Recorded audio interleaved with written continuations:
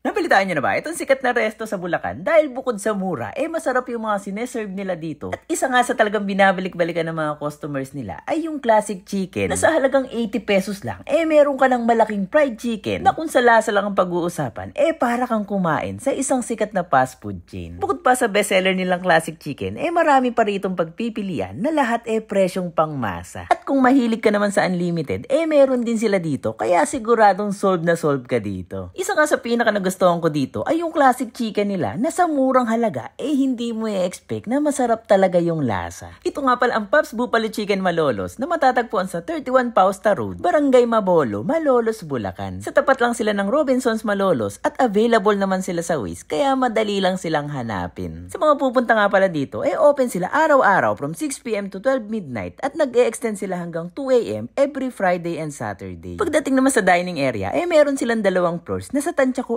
kayang mag-accommodate ng at least 60 to 70 persons. At meron nga rin pala sila ditong private room para sa mga big groups na gusto ng privacy or magse-celebrate ng mga special occasions. Sa mga magdadala nga pala ng sasakyan, meron din sila ditong parking area pero hindi ganong kalakihan, kaya kapag napuno, tamang diskarte na lang. At heto nga pala yung menu nila na maraming pagpipilian, kaya naman i-post nyo na lang nang makita nyo yung presyo ng bawat isa. At ilan nga sa mga pwede nyong orderin dito ay yung kanilang burger steak with fries and egg, classic chicken with lechon kawali, beef pares, pork chop, siomai chow pops, assorted chicken combo meals, classic chicken, at meron ding pops in a box na perfect sa mga big groups. At kung sa lasa naman ang pag-uusapan, meron din silang ibubuga, kaya naman sila tinatangkilik ng marami. At sa ngayon nga, meron na silang 11 branch sa buong Luzon. At heto nga't isa-isa nang dumating yung mga in-order natin na ilan lang sa mga bestsellers nila dito, kagaya ng classic chicken with lechon kawali, beef pares, siomai chow pops, at may assorted chicken din na kasama. At itong classic chicken nga yung kinuha ko, na ginaya ko lang sa nakasabay naming customer na nag-takeout dahil hinahanap-hanap daw to nung mga anak niya. Sa totoo lang, sobrang na-surprise ako sa classic chicken nila dahil sa murang halaga, hindi ko ine-expect na ganun yung magiging lasa niya. Itong lechong kawali naman, napaka-crispy at tender at perfect siya isawsaw sa suka na maraming sili. Panalo naman yung lasa ng chow pops nila, ayon nga dito kay Kuya Mo Arvin na walang galaw. Nagustuhan din ni Megos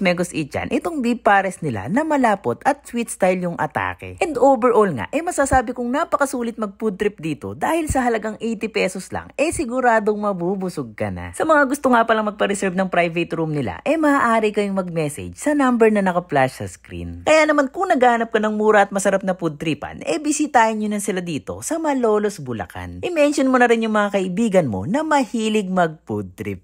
At ngayon, nabalitaan nyo na. Alam nyo na yung susunod na gagawin. Hanggang sa muli!